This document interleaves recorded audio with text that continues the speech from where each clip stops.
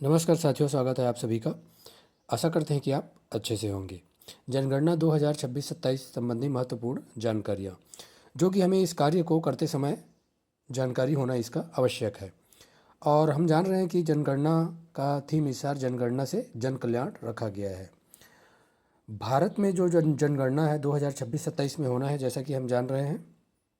और पहली बार यह जनगणना जो है डिजिटल रूप से की जाएगी और डिजिटल रूप से की जाएगी, साथ ही साथ जनगणना पूरी तरह से इलेक्ट्रॉनिक होगी, यह बात भी हम जान रहे हैं। साथ ही साथ जनगणना की यह प्रक्रिया पहले चरण में 1 अप्रैल से 30 सितंबर 2026 के बीच सभी राज्यों और केंद्र शासित प्रदेशों में पूरी की जाएगी। दूसरे चरण में जनसंख्या की गणना फरवरी 2027 में होगी। और क्या क्या कार्य करने होंगे जनगणना से संबंधी, उसे हम आगे जानेंगे। प्रगणक के क्या कार्य होते हैं, सुपरवाइजर के क्या कार्य होते हैं, अगले वीडियो में जानेंगे। उसके पहले हम जानते हैं कि जनगणना सिर्फ इस बार आंकड़ों की गिनती नहीं है, बल्कि नीतियों, राजनीति और सामाजिक ढांचे को नई दिशा देने वाला डेटाबेस तैयार करना है। Digital form, mobile app, portal के माध्यम से होना है। प्रगणक एम्यूरेटर पेपर फॉर्म के बजाय मोबाइल ऐप या ऑनलाइन पोर्टल के माध्यम से डाटा एकत्र करेंगे इस बार, यह ध्यान रखने वाली बात है।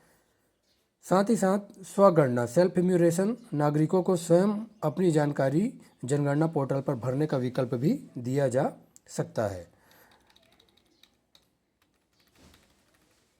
2 चरण में होने हैं जनगणना जो है। पहला चरण, जैसा कि हमने पूर्व में भी बताया था, 1 अप्रैल से 30 सितंबर 2026 के बीच। इसमें क्या होना है, मकान सूचीकरण, हाउस लिस्टिंग और आवास की गणना होगी।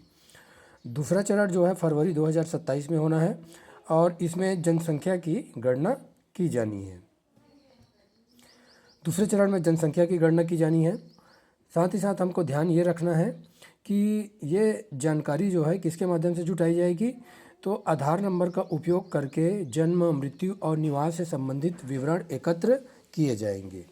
आधिकारिक वेबसाइट है censusindia.gov.in। इस पर जाकर आप इसकी कंप्लीट डिटेल जानकारी पा सकते हैं। जनगणना फॉर्म कैसे भरना है, उसके लिए फॉर्म में महत्वपूर्ण जानकारी जो है होगी। और क्या क्या जानकारी होगी, पहला है मकान की स्थिति, 1 से 7 प्रश्न जो होंगे नंबर पे। भवन नंबर, मकान नंबर, फर्श, दीवार और छत की सामग्री, कच्चा है कि पक्का है मकान, घर की स्थिति और उपयोग। दूसरा है परिवार की जानकारी, 8 से 15 नंबर पे। परिवार के सदस्यों की कुल संख्या, मुखिया का लिंग, सामाजिक वर्ग, स्वामित्व, अपना किराया और परिवार में विवाहित जोड़ों की संख्या। उसके पश्चात है सुविधाएं।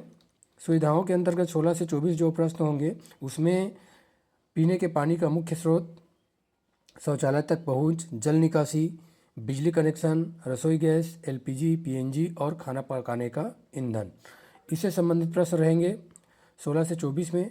उसके पश्चात है संपत्ति और कनेक्टिविटी, प्रश्न क्रमांक 25 से 31 तक।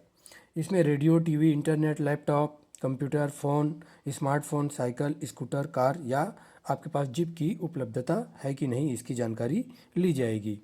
32 से 33 नंबर के प्रश्न पे होंगे परिवार में मुख्य रूप से खाया जाने वाला अनाज और संचार के लिए मोबाइल नंबर, इसकी जानकारी आपसे ली जाएगी। 33 प्रश्न मुख्य जो हैं कौन कौन से हैं उसे जान लेते हैं हम।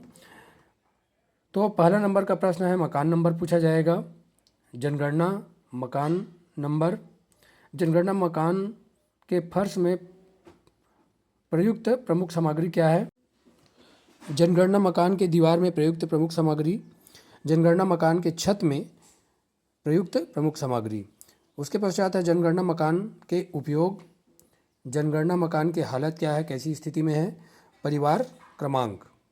उसके पश्चात परिवार में सामान्यतः रहने वाले व्यक्तियों की कुल संख्या कितनी है। परिवार के मुखिया का नाम, परिवार के मुखिया का लिंग, मकान के स्वामित्व की स्थिति और परिवार के पास रहने के लिए उपलब्ध कमरों की संख्या। परिवार में रहने वाले विवाहित दंपतियों की संख्या। क्या परिवार का मुखिया अनुसूचित जाति, अनुसूचित जनजाति, अन्य से संबंधित है। उसके पश्चात पेयजल का मुख्य स्रोत क्या है, पेयजल स्रोत की उपलब्धता।